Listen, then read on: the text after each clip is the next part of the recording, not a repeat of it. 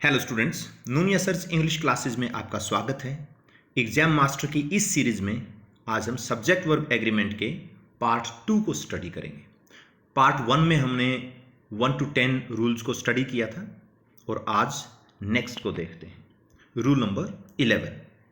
Rule number 11 के अनुसार जो हमारी रिलेटिव क्लोज की वर्ब है वो उस रिलेटिव क्लोज के एंटीसीडेंट के साथ एग्री होगी। एंटीसीडेंट क्या होता है? जिस नाउन या प्रोनाउन को रिलेटिव क्लॉज डिस्क्राइब करती है, उसकी डिटेल देती है, वो एंटीसीडेंट होता है।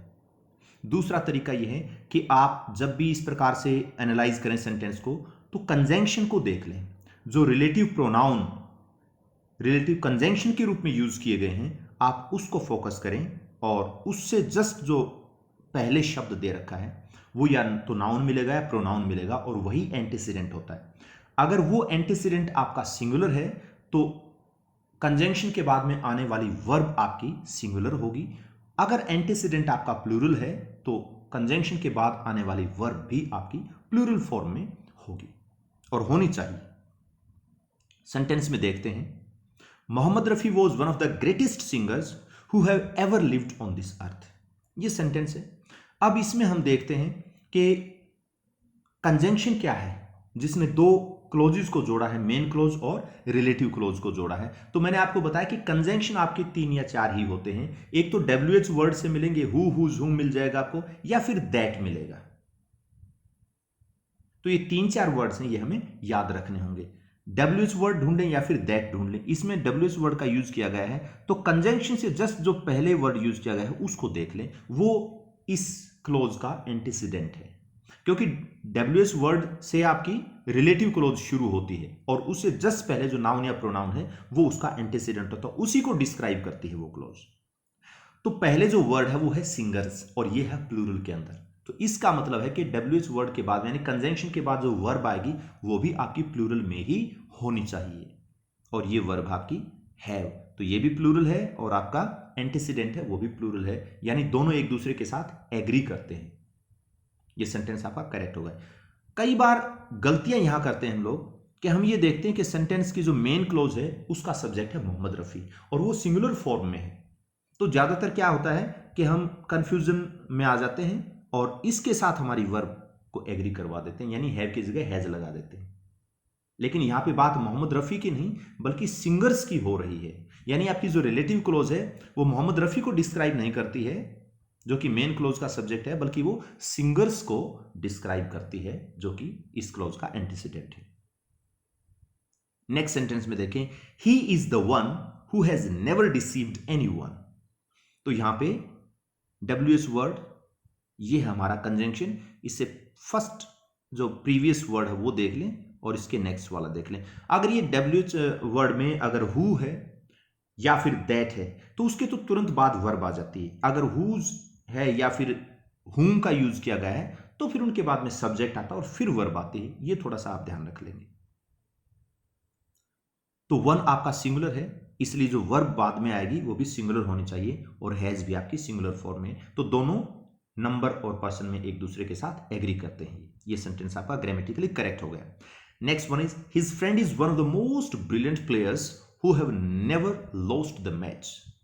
तो वही तरीका अप्लाई करेंगे, हम कंजंक्शन फाइंड आउट करेंगे ये रिलेटिव क्लोजेस में और हमारा हु कंजंक्शन है। कंजंक्शन से पहले वाला वर्ड क्या है वो देखेंगे, वो उसका एंटीसीडेंट है उस क्लोज का, तो वो प्लेयर्स है, प्लूरल फॉर्म में। इसका मतलब बाद में जो वर्ब आएगी वो प्लूरल फॉर्म में होनी चाहिए, हैव प्लूरल फॉर्म में है। ये ग्रामेटिकली आपका बैलेंस्ड यानी करेक्ट सेंटेंस है।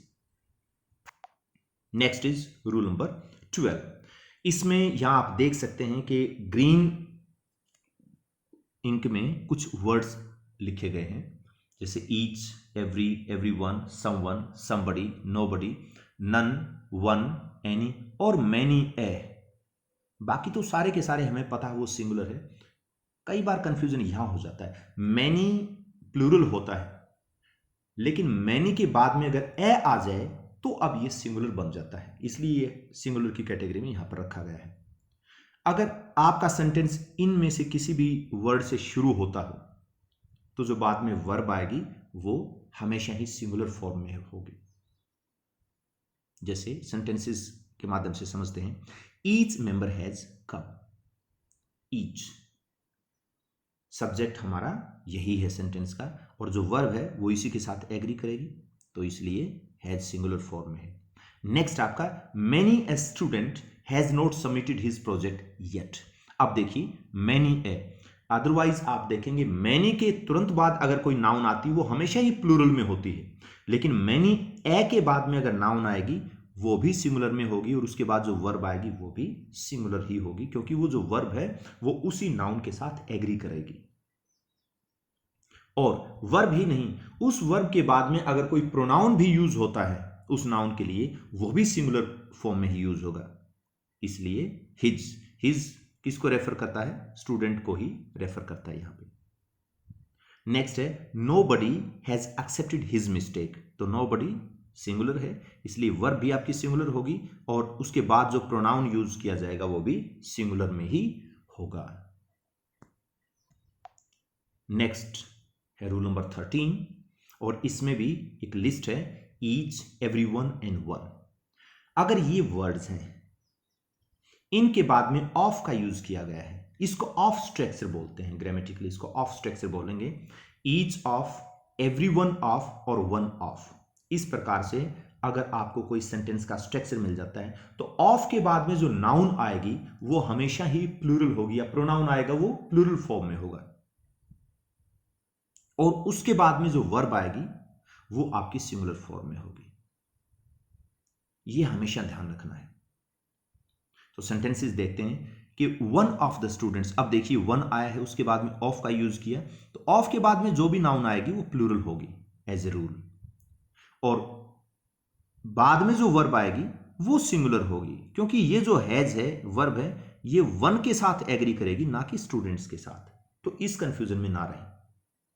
So one of the students has placed himself, और उस वर्ब के बाद में जो भी आप प्रोनाउन यूज करेंगे वो भी सिंगुलर फॉर्म में ही आएंगे। स्टूडेंट्स के लिए हम नहीं लगाएंगे, बल्कि ये वन के लिए यूज किया गया है, in the state toppers. Next sentence देखिए, each of the passengers was checked thoroughly before the bus left the stand. ऐसे ही नेक्स्ट सेंटेंस है, every one of the law breakers has been arrested, तो ये आपकी एग्री हुई है every one के साथ, और एवरी वन के बाद में ऑफ का यूज हुआ, और ऑफ के बाद में नाउन है वो प्लूरल फॉर्म में यूज हुई। लेकिन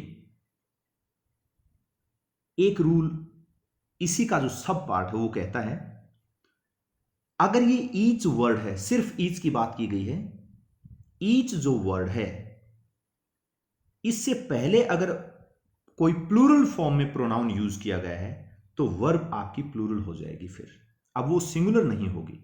जैसे एग्जाम्पल दिया है, we each are morally bound to help the needy, तो ईच जो है उससे पहले प्लूरल प्रोनाउन यूज किया गया है वी।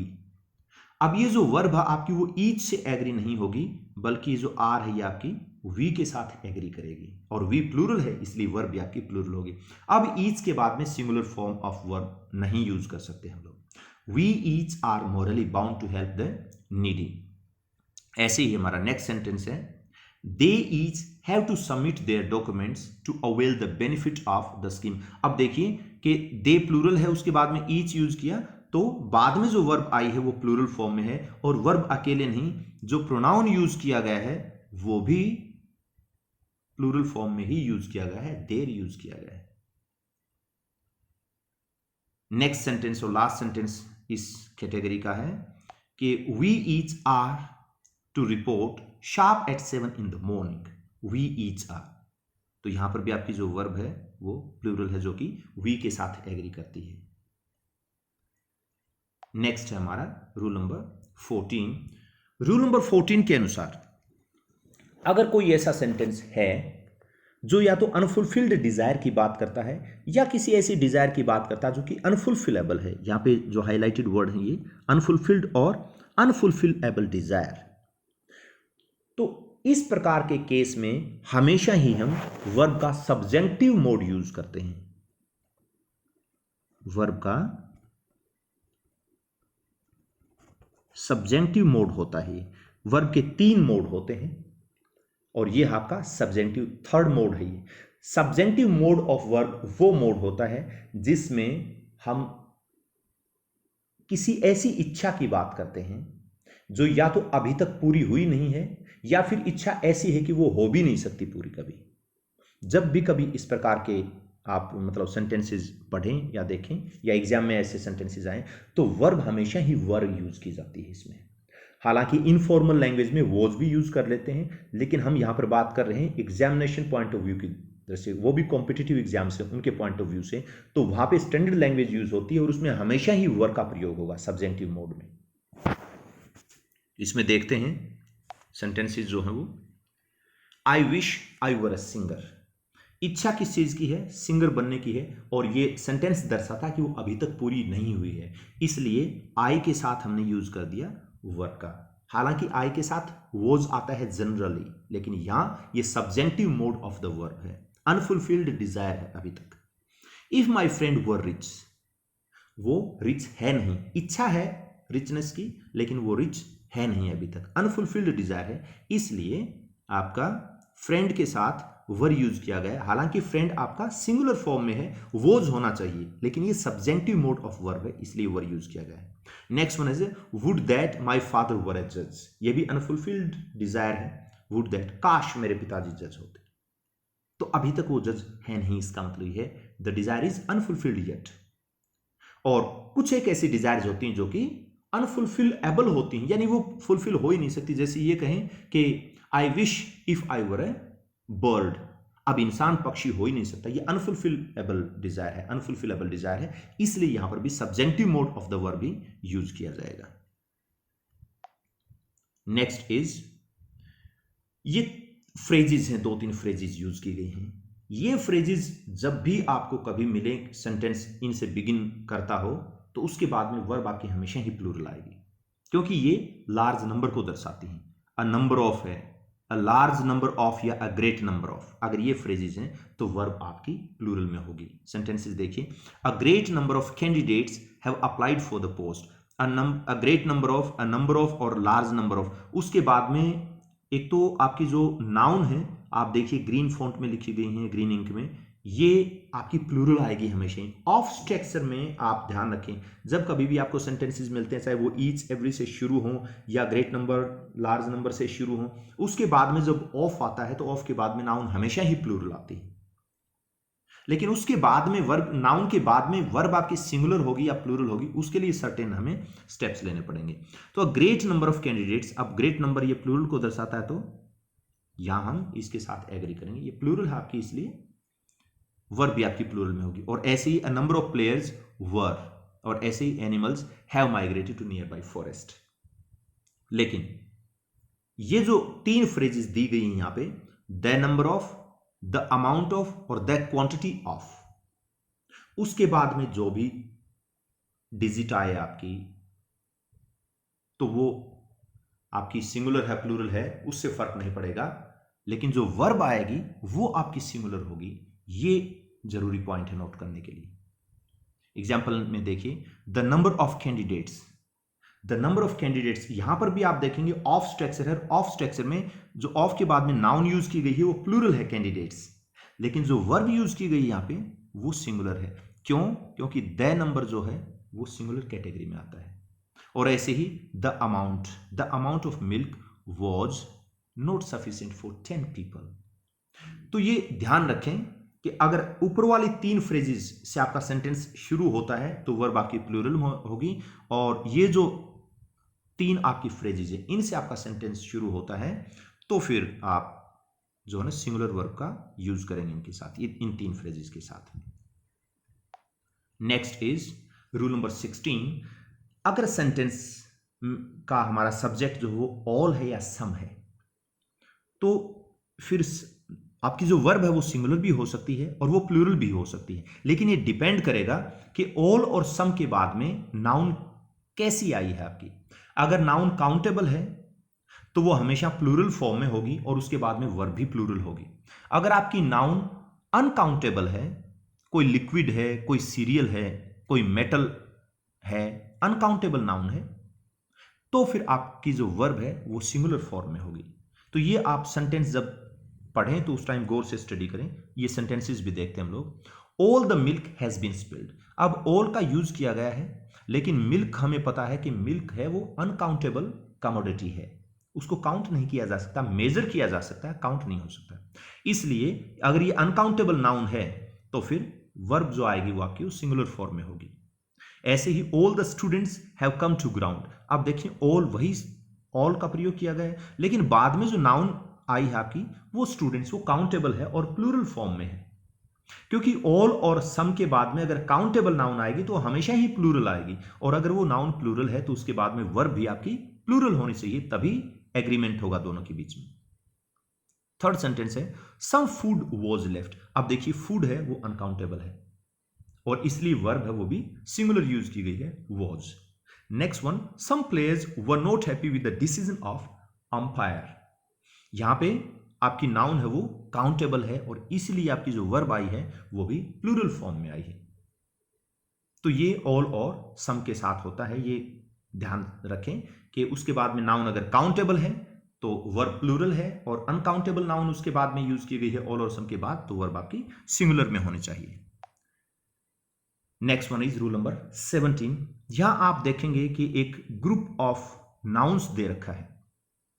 इंक आप देखेंगे जो ब्लू इंक में है वो सारी की सारी वो नाउन्स की लिस्ट है, ये कि सीनरी है, पोएट्री है, फर्नीचर है, लगेज है, बैगेज है, पोस्टेज है, ये सारी वो नाउन्स हैं जो कि हमेशा ही सिंगुलर फॉर्म में आते हैं, ये प्लूरल फॉर्म में नहीं होते हैं, और ये सिंगुलर होते हैं इसलिए अगर आपका सेंटेंस इनसे बिगिन करता है, यानी अगर ये आपके सेंटेंस का सब्जेक्ट है तो वर्ब भी आपकी सिंगुलर ही होनी चाहिए। देखिए सेंटेंस में, the scenery of the valley was mesmerizing, very captivating, very appealing, तो वर्ब है वो आपके सब्जेक्ट के साथ एग्री करेगी और सब्जेक्ट आपका सीनरी जो कि हमेशा ही सिंगुलर होता है। Next one is in graduation his percentage sinks very low, आपकी वर्ब है वो सिंगुलर है, क्योंकि वर्ब के बाद में एस और ईएस लगाते ही वो सिंगुलर बन जाती है, हमने पार्ट 1 में ये सारी चीजें डिस्कस की थी। तो परसेंटेज आपकी सिंगुलर है इसलिए वर्ब भी आपकी सिंगुलर हो जाएगी। Antique crockery is very costly, अब देखिए क्रॉकरी है वो हमेशा सिंगुलर में होती है इसलिए वर्ब भी उसके साथ सिंगुलर में आएगी। Next one is knowledge is a very strong weapon for social transformation, तो नॉलेज आपकी सिंगुलर फॉर्म में आती है हमेशा और इसलिए वर्ब भी आपकी सिंगुलर है, सिंगुलर के साथ सिंगुलर और प्लूरल के साथ प्लूरल, तभी जाकर के हमारी एग्रीमेंट होती है। Next one is rule number 18, यहां पे ग्रीन इंक में आप देखेंगे कि अगेन एक लिस्ट दी गई है नाउन्स की, सीजर्स हैं, टोंग्स हैं, प्लायर्स हैं, पिंसर्स हैं, ट्राउजर्स हैं, स्पेक्टिकल्स हैं, बाइनोक्यूलर्स हैं, आर्म्स हैं, आर्काइव्स एरिया, ये 10-15 के करीब आपकी लिस्ट दी गई है। ऐसी कुछ और भी नाउन्स हैं, हालांकि ये लिमिटेड इन नंबर होती हैं, फिर भी ये जो नाउन है ये हमेशा ही प्लूरल फॉर्म में यूज की जाती है और इनके बाद में जो वर्ब आती है वो भी हमेशा प्लूरल में होती है। सेंटेंस में देखिए वेयर आर माई ट्राउजर्स, हाँ इसमें एक चीज देखें, कुछ ऐसी नाउन्स मिलेंगे आपको और ये एक रूल बना लें आप जब भी, वो चाहे इस लिस्ट में हो भी या ना भी, क्योंकि सारी चीजें लिस्ट के अंदर पुट इन नहीं की जा सकती हैं, ये एक जो most important and frequently used जो लिस्ट होती है नाउन्स की वही सिलेक्ट की जाती है इसमें। अगर कोई चीज दो आइडेंटिकल पार्ट से बनी हो तो इंग्लिश के अंदर वो हमेशा ही प्लूरल फॉर्म में यूज की जाती है। एग्जाम्पल ले लेते हैं आपके सीजर्स का, तो सीजर्स में हम देखते हैं सीजर्स की 2 आर्म्स होती हैं, उसके 2 भाग होते हैं, अगर आप नट और बोल्ट को खोल करके उसके सेंटर से अलग करेंगे तो दोनों पार्ट अलग हो जाएंगे और दोनों पार्ट देखने में आइडेंटिकल होते हैं। इस प्रकार से टोंग्स आप देखिए, टोंग्स को अगर आप बीच से अलग कर देते हैं, हाफ हाफ डिवाइड करते हैं, तो दोनों पार्ट आप देखिए सिमेट्रिकल होते हैं और आइडेंटिकल होते हैं। ऐसे ही आपके शॉर्ट्स हैं, ट्राउजर्स हैं, इनमें देखिए अगर ट्राउजर्स को हाफ हाफ अगर आप करें तो दोनों पार्ट आपके सिमेट्रिकल हो जाते हैं। कोई भी वस्तु इस प्रकार से अगर 2 पार्ट से बनी हुई हो और दोनों पार्ट ही आइडेंटिकल हो, सिमेट्रिकल हो दिखने में, वो हमेशा ही प्लूरल की कैटेगरी में रखे जाते हैं इंग्लिश में, और उनके बाद में जो वर्ब आएगी वो आपकी हमेशा प्लूरल फॉर्म में होगी। उदाहरण के लिए देखिए कि हिंदी भाषा के अंदर हम बोलते हैं पजामा, और पजामा एक सिंगुलर फॉर्म में यूज किया जाता है, एक वचन माना जाता है हिंदी के अंदर। लेकिन इंग्लिश का रूल है कि जो आइडेंटिकल पार्ट से बनी हुई, अगर पजामे को हम बीच से हाफ हाफ करते हैं तो दोनों लेग्स जो उसकी हैं वो आइडेंटिकल आपको दिखाई देंगी, सिमेट्रिकल होती हैं। तो इंग्लिश के रूल के हिसाब से क्या है कि वहां पे इंग्लिश में हम उसको पजामा नहीं बोलते, हिंदी से इंग्लिश में जैसे ही पजामा पहुंचा वो पजामाज बन गया। डिक्शनरी के अंदर आप एंट्री देखोगे तो पजामा नहीं मिलेगा, पजामाज ही मिलता है। और उसके बाद में जो वर्ब आएगी वो भी आपकी प्लूरल होगी, तो ये ध्यान रखिए। First sentence, where are my trousers, तो ट्राउजर्स प्लूरल है इसलिए वर्ब भी आपकी प्लूरल।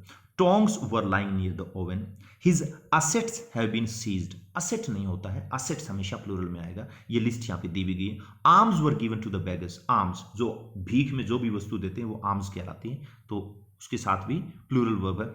आर ट्रूप्स, यहां पे ये मिसप्रिंट है, आउट की बजाय आर लिखा जाएगा, ये आर टाइपिंग मिस्टेक हो गई। Our troops have made the forward movement, तो ट्रूप्स आपका हमेशा प्लूरल में होता है इसलिए वर्ब भी आपकी प्लूरल में यूज की गई यहां पे। नेक्स्ट है आपका अगेन एक और लिस्ट है नाउन की, जिसमें कुछ सिलेक्टेड वर्ड यूज किए गए हैं। पर्पल कलर में आप देख सकते हैं, कैटल है, कैवलरी है, इन्फेंट्री है, पोल्ट्री है, peasantry, children, gentry, police and people. ये नाउन हमेशा ही प्लूरल फॉर्म, देखने में आप देखोगे कि ये सिंगुलर नजर आती हैं, क्योंकि सिंगुलर और प्लूरल का हमारा एक ये माइंडसेट होता है कि जिसके एंड में एस आ जाए वो हम प्लूरल मानते हैं ज्यादातर, ये हमारा एक एटीट्यूड होता है नाउन्स के प्रति। लेकिन ये जितनी भी नाउन यहाँ पे लिखी गई देखिए, इनके एंड में एस वगैरह नहीं है, लेकिन ये सारी की सारी प्लूरल फॉर्म में जनरली यूज की जाती है। इनके बाद में जो वर्ब आएंगी वो हमेशा ही प्लूरल में होंगी, ध्यान रखें इस चीज का। तो फर्स्ट सेंटेंस देखें, cattle have destroyed all crop. Cattle का मतलब एक जानवर नहीं, एक से ज्यादा जो जानवर होते हैं उनके लिए कैटल वर्ड यूज किया जाता है, अदरवाइज तो हम एक के लिए एनिमल यूज कर देंगे। तो प्लूरल है इसलिए वर्ब भी आपकी प्लूरल है। अगला है, our infantry have marched forward to safeguard the board. Infantry plural में होता है, दैट इज प्लूरल फॉर्म, तो इसलिए वर्ब भी आपकी प्लूरल में। नेक्स्ट है, police have arrested the culprit and red handed. तो पुलिस आपका प्लूरल होता है इसलिए यहां पे प्लूरल फॉर्म का ही यूज किया गया है, वर्ब की प्लूरल फॉर्म का। नेक्स्ट आपका रूल नंबर 20, और इसमें फिर एक लिस्ट दी गई है नाउन्स की, और ये वो नाउन है स्टूडेंट्स जो कि सिंगुलर और प्लूरल दोनों ही फॉर्म में सेम रहती हैं। अगर आप एक वचन में यूज करते हैं तो भी ठीक है, प्लूरल में यूज करते हैं तो भी ठीक, ये अपना रूप चेंज नहीं करती। इनके बाद में एस या इस नहीं लगाया जाता, ना ही इनके बीच के वावल्स चेंज करके इनकी फॉर्म चेंज की जाती है। ये हैं deer, sheep, fish, series, species. ये बड़ी लिमिटेड कैटेगरी है, इसमें कुछ और नाउन हो सकती हैं, ये जो मोस्ट फ्रीक्वेंटली यूज्ड हैं उनको ही पुटअप किया गया यहाँ पे। तो ये सिंगुलर और प्लूरल दोनों फॉर्म में सेम रहती हैं। अब हमें ये देखना है कॉन्टेक्स्ट के हिसाब से इसको यूज करना है, और उसी हिसाब से हमारी वर्ब यहाँ पे लगने चाहिए। जैसे सेंटेंस आपका, there are 2 fish in the pond. तो यहां पे देखिए 2 यूज किया गया है, इसका मतलब है कि यहां पे प्लूरल बना दिया गया है, लेकिन फिशेज नहीं लिखा है, यहां पे फिश ही है। अगर फिशेज लिखेंगे तो फिर अलग सेंस चली जाएगी, इसकी सेंस अलग क्या हो जाएगी, चाहे वो डियर है, शीप है, फिश है। अगर हम एक प्रजाति की, एक मछली की बात करें, डियर की बात करें या शीप की बात करें, या एक से ज्यादा की बात करें, ये सेम रहेंगे। लेकिन अगर हम अलग अलग प्रजातियों की मछलियों की बात करें, डियर की बात करें या शीप की बात करें, तो फिर आपके ES लगाना पड़ेगा, फिश का फिशेज बन जाएगा। तो फिश, अगर मान लीजिए व्हेल मछली की हम बात करें, एक की बात करें तो भी फिश है, और एक से ज्यादा की बात करें तो भी फिश रहेगा। लेकिन अगर हम बात करते हैं व्हेल की भी, शार्क की भी, डॉल्फिन की भी, तो फिर 3 प्रजातियां हैं जिनकी हम बात करें। अब यहां पे फिश नहीं रहेगा, फिशेज हो जाएगा।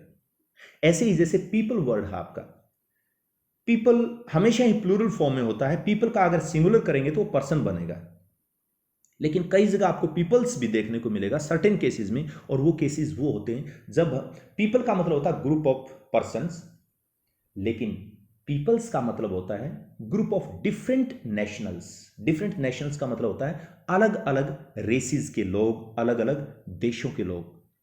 अगर हम इंडिया के लोगों की बात करें तो सभी उसमें पीपल बोलेंगे उसको, लेकिन इंडिया की बात करें, चाइना की बात करें, अफ्रीका की बात करें, तो हम 3 अलग अलग रेसिस की बात करें, 3 अलग अलग कंट्रीज के लोगों की बात करें, अब हम पीपल्स ऑफ दीज कंट्रीज बोलेंगे। अब वो पीपल नहीं रहेंगे, वो पीपल्स बन जाएंगे। ये थोड़ा सा ध्यान रखें इसमें। Some sheep are difficult to manage in flock. जैसे शीप हम देख लें और हमें यह लगे कि शीप तो सिंगुलर में, क्योंकि एस नहीं लगा हुआ है तो हम वर्ब भी सिंगुलर में करने की कोशिश करते हैं। तो ये वर्ब हैं, इनको ध्यान रखें, विशेषकर ये नाउन्स हैं, इनको लर्न कर लें। अगला है deer is an innocent animal.